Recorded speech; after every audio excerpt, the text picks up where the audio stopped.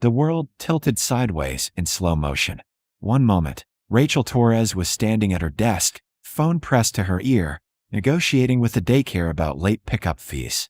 The next, the fluorescent lights above her blurred into white streaks, her knees buckled, and the floor rushed up to meet her. She never felt the impact, only darkness, and then, distantly, a voice cutting through the void like a blade. Someone call the medic. Now. 48 hours earlier, Rachel's alarm screamed at 4:47 a.m., 13 minutes before it was supposed to. Her daughter Lily had reset it again, fascinated by the buttons. Rachel silenced it and lay in the dark, calculating. $73 in checking. Rent paid, but electric bill overdue, $142. Late notice threatening disconnection. Daycare this week already stretched to Friday on last month's credit. Director's patience wearing thin. Groceries. Half a box of mac and cheese, 2 eggs, bread heels. Lily's asthma inhaler needed refilling. $85 copay, she didn't have. She had 48 hours until payday. 48 hours on $73. Rachel pulled herself from the secondhand mattress on the floor of their studio apartment. No bed frame. She'd sold it 3 months ago when the transmission died on her 2004 Honda. Now she took 2 buses to work, adding 90 minutes each way to days that already didn't have enough hours. In the kitchenette, she made Lily's lunch, peanut butter sandwich, apple slices from the bruised bag on clearance, juice box. For herself, nothing. The remaining bread and eggs were Lily's breakfast and dinner. Mama. Lily appeared in the doorway, 4 years old, brown curls sleep-wild, clutching the stuffed elephant Rachel had found at Goodwill for her birthday. I'm hungry. I know, baby. Let's get you breakfast. She scrambled the eggs, divided the bread. Lily ate at their fold-out table while Rachel packed her work bag, laptop, notes for today's presentation, the blazer she kept wrinkle-free in dry cleaning plastic. She was junior marketing coordinator at Hexagon Industries, 8 months in, the best job she'd ever had. $42,000 yearly. Benefits. Potential. She couldn't afford to lose it. At 6:15, they caught the first bus. Lily dozed against Rachel's shoulder while the city woke around them. Delivery trucks, construction crews, other tired people riding transit because their cars had failed or never existed. Rachel's stomach cramped with emptiness. She ignored it. Daycare drop-off at 7:03. The director, Mrs. Chun, stopped her at the door. Miss Torres, we need to discuss your account. Rachel's chest tightened. I have payment coming Friday. Full amount, I promise. You've promised before. We're running a business, not a charity. Mrs. Chen's voice wasn't unkind, just firm. This is the last extension. Friday, or we can't continue care. I understand. Thank you. She kissed Lily goodbye. Be good, baby, I love you, and ran for the second bus, arriving at Hexagon's downtown headquarters at 7:58. Her shift started at 8. The office building rose 32 stories of steel and glass. Rachel entered through the main lobby, nodding to security, and took the elevator to the 14th floor. Marketing department. Open floor plan, standing desks, espresso machine that dispensed liquid ambition. Her desk faced the windows. Beyond them, the city sprawled, beautiful, expensive, and different to people like her. Morning, Rachel. Trevor from accounts paused by her desk, coffee in hand. You ready for the presentation? Absolutely. She wasn't. She'd been too exhausted last night to rehearse properly. Lily needing help with a puzzle, then stories, then water, then reassurance about monsters under the non-existent bed. Great. Mitchell's in rare form today. Apparently someone screwed up the Cordova account numbers. Trevor lowered his voice. CEOs in the building. Pull executive teams on edge. Rachel's pulse jumped. James Mitchell, Hexagon CEO, rarely descended from the executive 30th floor. When he did, people got fired. She opened her laptop, pulling up the presentation she'd built for the new client pitch. Solid work. Creative. Strategic. She just needed to deliver it without her hunger-shaky hands betraying her. By 10 a.m., she'd drunk 4 cups of coffee on an empty stomach. Her head buzzed with caffeine and low blood sugar. The presentation was at 11. At 10:47, her phone rang. Daycare. MS. Torres, Lily's running a fever. 101.3, you need to pick her up. No, not today. Not now. I can't leave work right now. Can you give her Tylenol? I'll get her at normal pickup. Our policy requires immediate pickup for fevers over 101. I'm sorry. Rachel closed her eyes. If she left now, she'd miss the presentation. Missed the client pitch she'd worked 80 hours to perfect. But Lily was sick and alone and needed her mother. I'll be there in 40 minutes. She hung up and went to find her supervisor, Nicole. Explained the situation. Watch Nicole's expression close. Rachel, this client is crucial. We've rescheduled twice already. If you leave, my daughter has a fever. I have to get her. Then you're choosing to deprioritize your career. Nicole's voice went cold. We'll discuss this tomorrow. Go. Rachel grabbed her bag and fled, eyes burning. The bus ride stretched eternal. She collected Lily, pale, feverish, crying, and brought her home.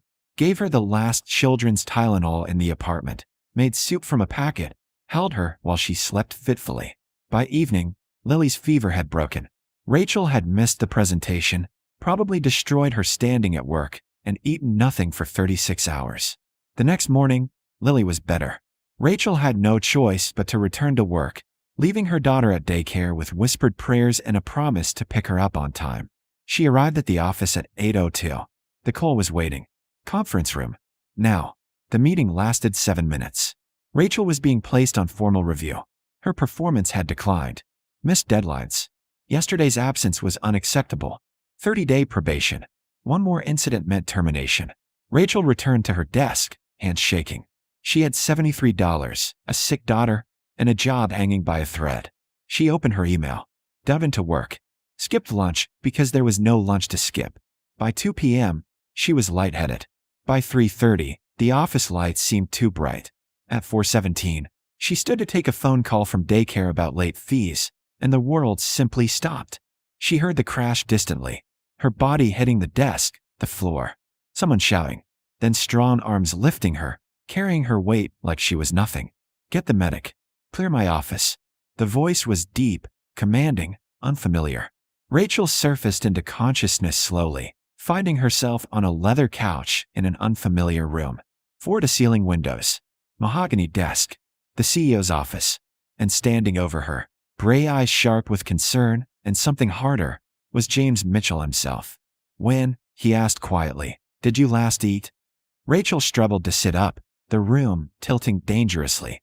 James Mitchell, billionaire CEO, her company's founder, a man she'd only seen in company-wide emails, pushed her shoulder gently back down. Stay. His voice carried the kind of authority people obeyed instinctively. Answer the question. I'm fine. I just stood up too fast. You collapsed. Your hands are shaking. You're pale as paper. He crouched to her eye level, studying her face with uncomfortable intensity. I'll ask one more time. When did you last eat? Rachel's throat tightened. The truth was humiliating. The lie wouldn't hold. Yesterday. Lunch. Not even true. 2 days ago. A granola bar split with Lily. His jaw tightened.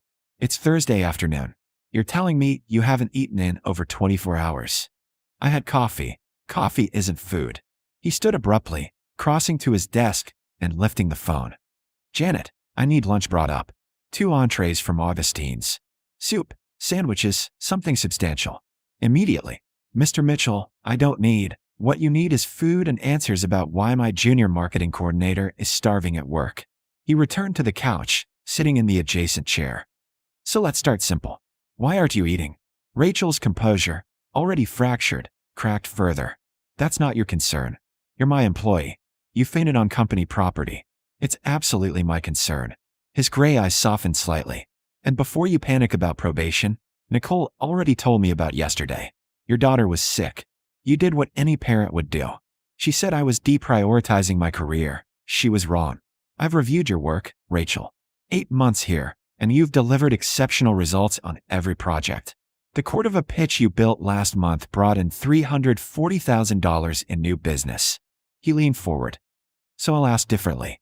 What's happening in your life that's making it impossible to take care of yourself? The kindness undid her. Rachel felt tears spill over, hated herself for it, couldn't stop. I'm a single mother. My daughter's 4. Daycare costs $1,400 monthly.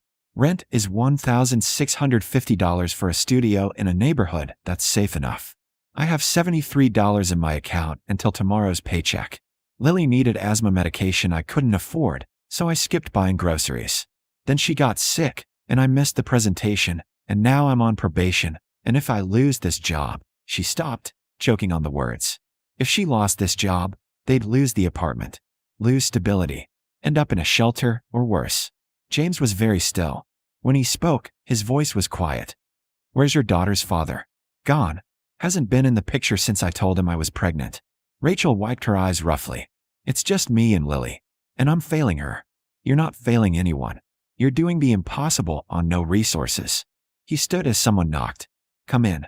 A woman entered with 2 covered plates, setting them on the coffee table. The smell of food made Rachel's stomach clench desperately. James dismissed her and uncovered the plates. Chicken soup, crusty bread, a roasted vegetable sandwich. Eat. Slowly. Rachel wanted to refuse on principle. Pride. Dignity. But hunger won. She took the soup, sipping carefully. The broth hit her system like electricity, warmth spreading through her chest. James watched her eat with an expression she couldn't read. Finally, you're making $42,000 yearly. Yes. That's insultingly low for your output. You should be at 60 minimum. He pulled out his phone, typing rapidly. I'm moving you off probation effective immediately. Nicole doesn't have authority to put senior contributors on review without executive approval, which she didn't get. You're also getting a raise to $65,000, retroactive to last month. Rachel nearly dropped the soup. What? You heard me. And I'm authorizing an advance on next month's salary. $5,000, deducted over the next 6 months. You need breathing room. He met her eyes. This isn't charity. It's correcting a compensation error. You're worth significantly more than we're paying you. Mr. Mitchell, I can't accept, James. And yes, you can. His voice gentled. I built this company from nothing, Rachel. I know what it's like to choose between food and rent. My mother raised me alone while working 3 jobs. I watched her destroy herself, trying to keep us afloat. He set his phone down.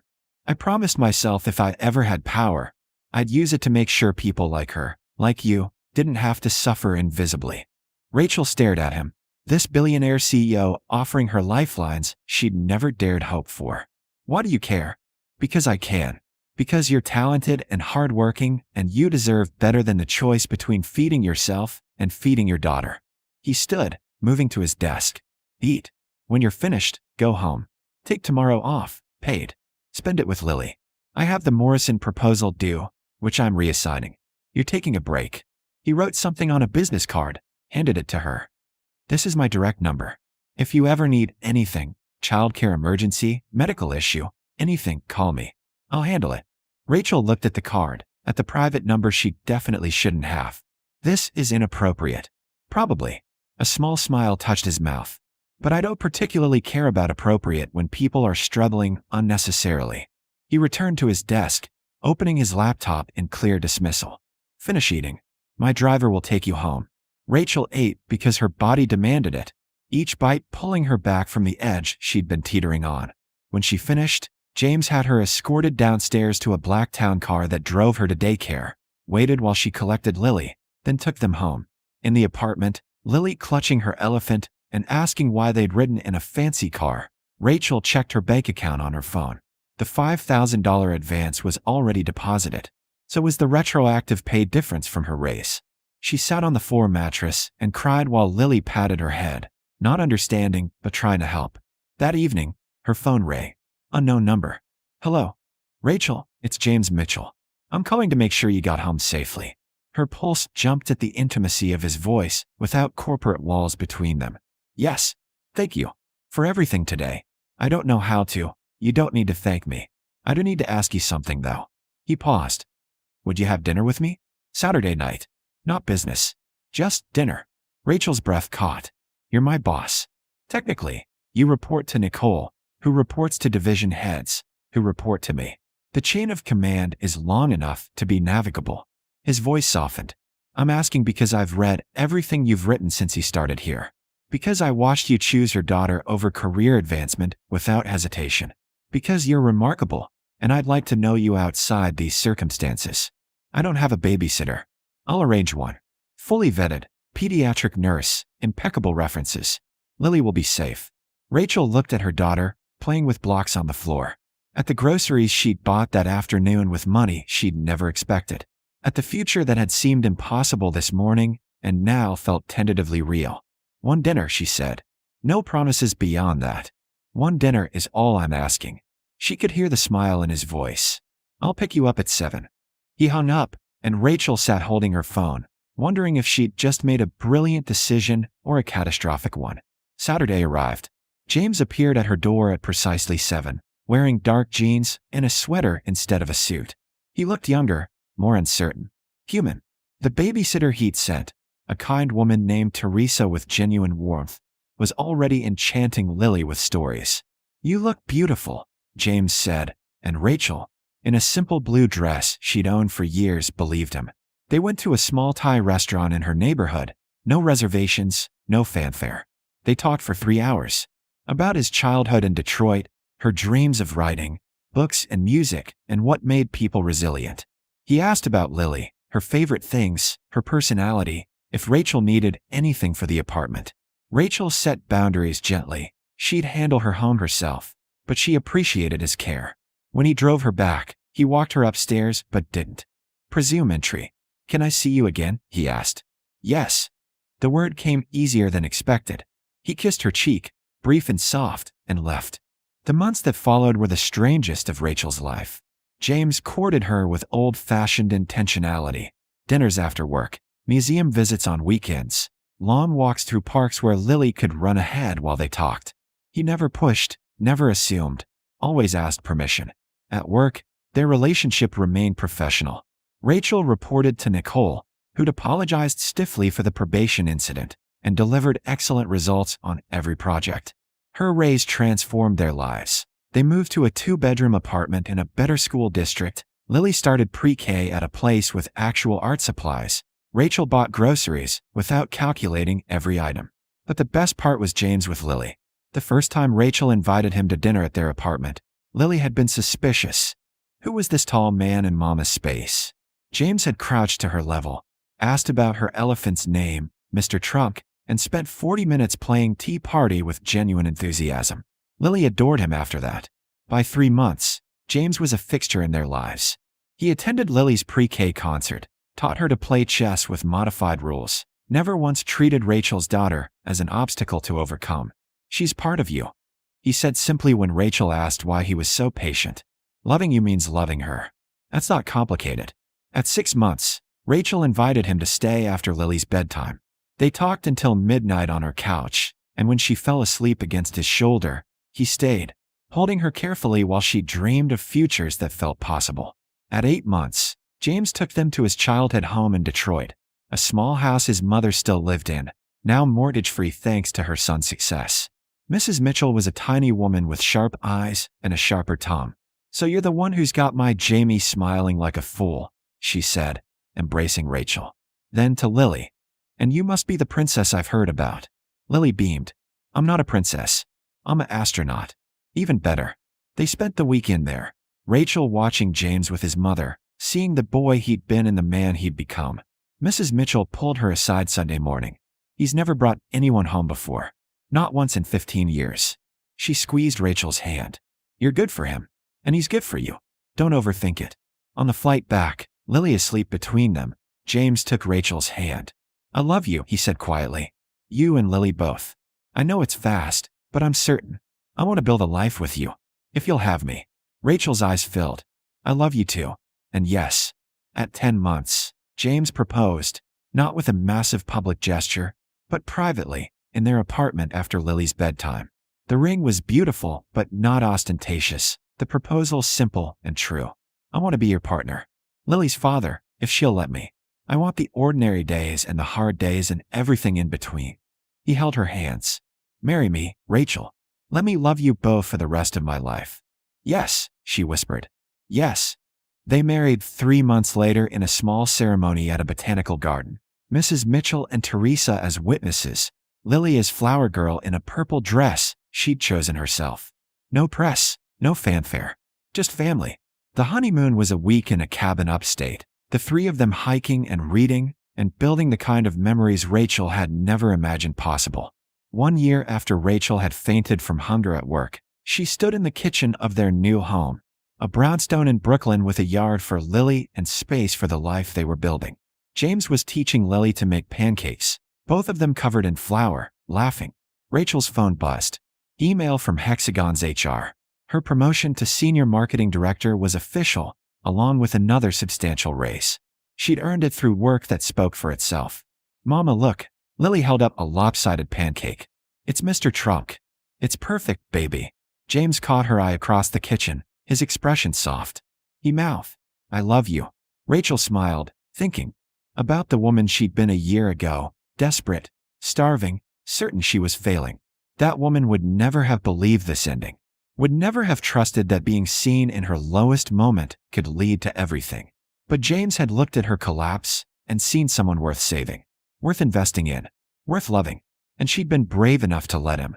Later that evening, after Lily was asleep and they sat together on their couch, James pulled Rachel close. What are you thinking about? He asked. How different everything is. How close I came to losing it all. She looked up at him. What made you call for lunch that day? You could have sent me to the medic and forgotten about it. I'd been reading your employee file that morning. Saw your performance reviews, your salary, the probation note from Nicole. Something didn't add up. Why would someone so talented be struggling so visibly? He brushed hair from her face. Then you fainted right outside my office. I carried you in, saw how light you were, how exhausted, and I just knew. You were doing the impossible alone, and I couldn't ignore that. You saved us. No. His voice was firm. You saved yourself. Every choice you made, working multiple angles, protecting Lily, refusing to give up, that was you.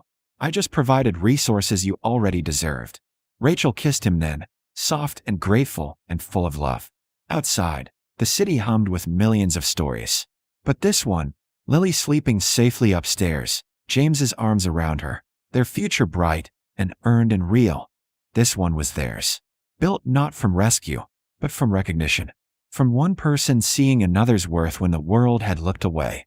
From love that grew in the spaces between struggle and hope. And it was enough. More than enough. It was everything.